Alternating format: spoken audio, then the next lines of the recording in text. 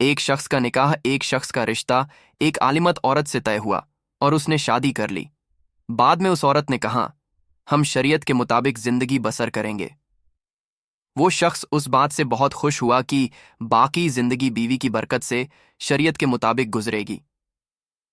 کچھ دن بعد بیوی نے کہا کہ دیکھو، ہم نے گھر میں شریعت کے مطابق زندگی گزرنے کا عہد کیا تھا، اور شریعت میں بیوی پر ساس اور سسر کی خدمت واجب نہیں، اور شریعت کے مطابق خاوند کو اپنی بیوی کے لیے علیحدہ گھر کا انتظام کرنا ہوتا ہے، لہٰذا میرے لیے علیحدہ گھر لے لو۔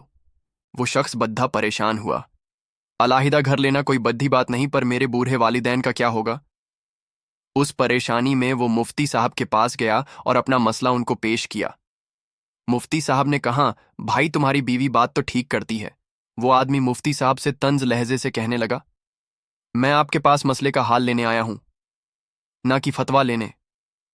اس نے کہا، جلدی بتائیے مفتی صاحب، اپنی بیوی سے کہو، شریعت کے مطابق میں دوسرا نکاح کر رہا ہوں، میں اور وہ میرے والدین کے ساتھ رہیں گے اور وہ ان کی خدمت بھی کرے گی۔ میں تمہارے لیے علیحدہ گھر لے لیتا ہوں، آپ وہاں رہنا۔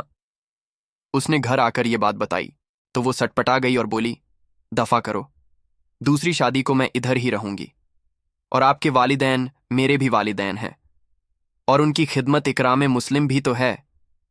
سبق: اس پورے واقعہ سے ہمیں یہ سبق ملتا ہے کہ ہمیں زندگی کے کچھ پل مسجد یا اللہ والوں کے محفلوں میں بھی گزارنا چاہیے، اور زیادہ سے زیادہ قرآن کی تلاوت کرنا چاہیے، اور قرآن کو سمجھنے کی کوشش کرنی چاہیے۔